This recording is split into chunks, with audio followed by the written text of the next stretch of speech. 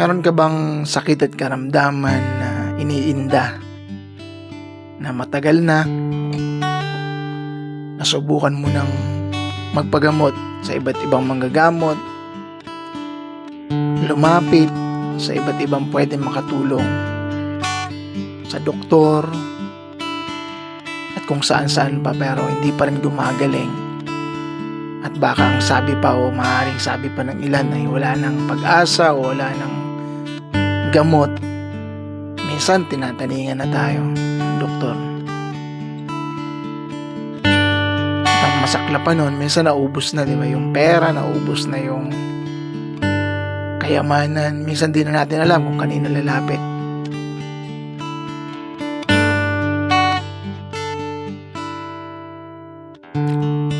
Siguro subukan naman nating lumapit sa ating Panginoon, ating Diyos, na minsan kahit nga parang nagiging last option na natin, nandyan pa rin, laging nag-aantay na tayo ay lumapit sa Kanya. Alala niyo yung pinagaling ni Jesus dun sa Matthew chapter 9 verses 20 to 22, yung babaeng 12 years nang inaagasan ng dugo. Sabi niya, kung mahawakan ko lang yung damit o laylayan ng damit ni Jesus ay gagaling na ako. Meron siyang pananampalatayang kakaiba. Mahawakan ko lang kahit hindi ako ipag-pray ni Jesus. Mahawakan ko lang. At nahawakan nga niya, gumaling siya. And take note, yung babaeng ito ay 12 years na siyang inaagasan ng dugo.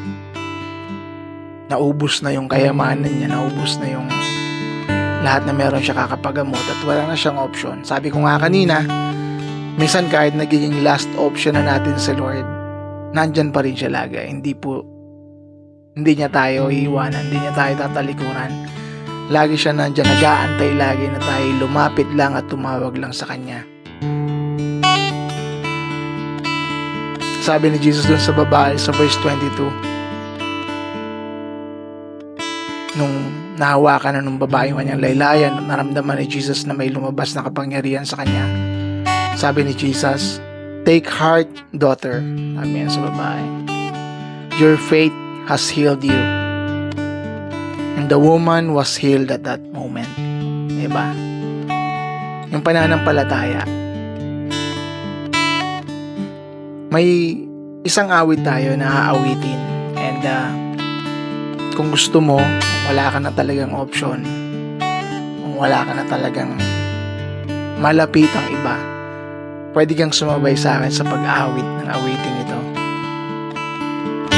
Galing ito sa Exodus, dun sa book of Exodus. Sabi ni Lord, sabi ni God, "I am the God who heals you."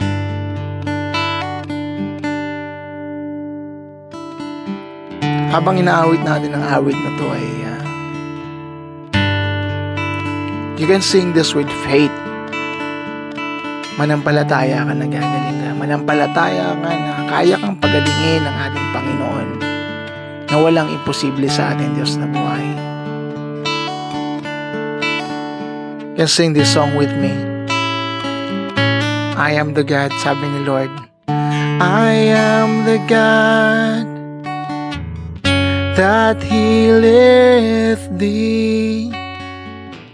I am the Lord, your healer.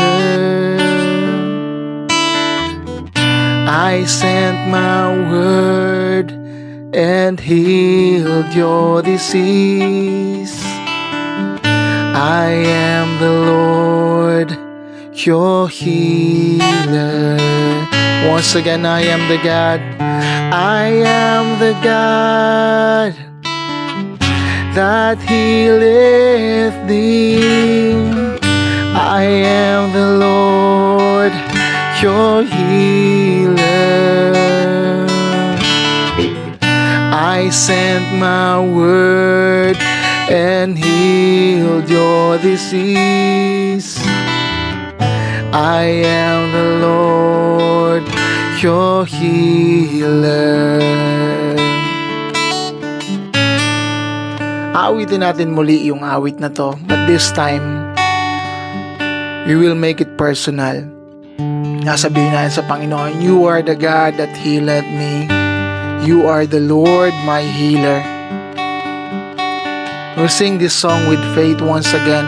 You are the God. You are the God that healed me. That healed me. You are the Lord, my healer. You sent your word. You sent your word and healed my disease. You are the Lord, my healer. Sing this song once again. You are the God. You are the God that healed me, that healed me. You are the Lord, my healer, my healer. You sent Jesus, your word. You sent your word and healed my disease. You are the Lord, my healer. Make it as your prayer. You are the God that healed me. You are the Lord, my healer. You sent your word and healed my disease. You are the Lord, my healer. This is the very last time now. Sing it with all of your heart. You are the God that healed me. You are the Lord, my healer.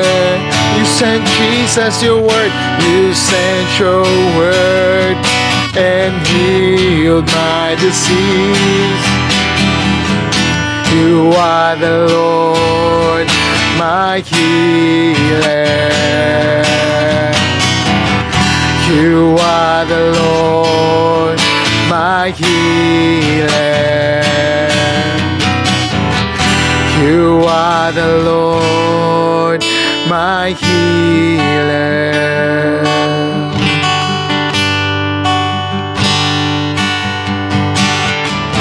May we just pray this time. Yes, Lord God. You are our healer, Lord. Kayo po ang Diyos na kayang gumawa ng himala.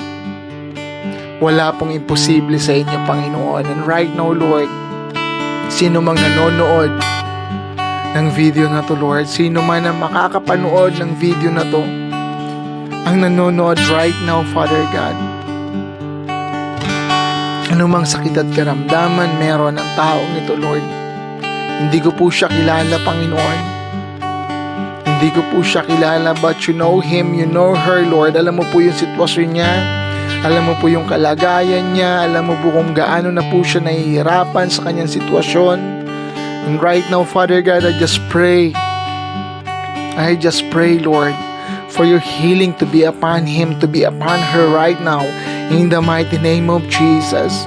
Kung paano sinabi, Panginoon, dun sa awit na aming inawit, na inawit niya na may pananampalataya, Lord. Nakikiisa ako sa panalangin na yun, Lord, that you are the God who healeth them, Lord. Ikaw ang Diyos na nagpapagaling. Ikaw ang Diyos na kayang magpagaling ng kahit anong sakit at karamdaman. Ito man ay cancer, Lord. Ito man ay cancer. Ito man ay sakit sa ulo, Lord God. Ito man ay sakit sa ulo. Ito man ay sakit sa balikat. Ito man ay sakit sa likod. Sakit sa puso. Sa kahit anong bahagi, Panginoon, ng katawan, ng karamdamang ito, Father God, we just pray for your healing in the mighty name of Jesus. We just pray, Lord God, for your healing in the mighty name of Jesus. Right now, God, right now, Lord, ay patuloy mong hawakan, Lord God, ang taong ito, Lord God, na nanonood ng video na ito, Lord, mula sa kanyang ulunan hanggang sa kanyang talampakan, Lord God, ay maranasan niya, maramdaman niya ang iyong paghipo ang iyong kapangyarihan sa pangalan ni Jesus, sa pangalan ni Jesus, sa pangalan ni Jesus, Lord. Salamat po, Panginoon. Salamat sa kagalingan, salamat sa kalakasan. And yet, I just pray, Father God, na patuloy, Lord God, na panumbalikin mo. Panumbalikin niyo, Panginoon, ang kalusugan ng taong ito, Lord. Panumbalikin niyo ang normal niyang lakas. Panumbalikin niyo, Panginoon, ang normal na pakiramdam. Lahat ng mga ugat, lahat ng mga buto, lahat ng kalamnan, Panginoon, ay patuloy, Lord, na magiging normal, Father. All the cells, Lord, in her or his body right now, Father God, are being normalized in the mighty name of Jesus, in the mighty name of Jesus. Salamat, Panginoon, sa kagalingan. Salamat, Panginoon, sa kalakasan. Salamat sa kapayapaan, sa kaisipan, Lord Jesus. Salamat sa pagpo-provide mo rin, Panginoon, ng kailang pangangailangan, financially, physically, Lord, in all aspects of their lives, Lord. Bless them, Lord, in the mighty name of Jesus, in the mighty name of Jesus. We thank you so much, Lord God. We thank you. We give you praise. We accept, Lord. We acknowledge the healing, Lord. We declare the victory, Lord, in their lives in the mighty name of Jesus. In the mighty name of Jesus.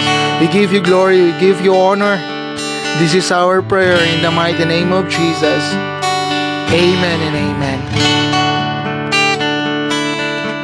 Believe that you are healed kung ikaw ay kasamang umawit ng may pananampalataya, nanalangin na may pananampalataya. Accept the healing of Jesus. Believe that you are healed. In the mighty name of Jesus. Thank you so much. God bless you. God bless your family.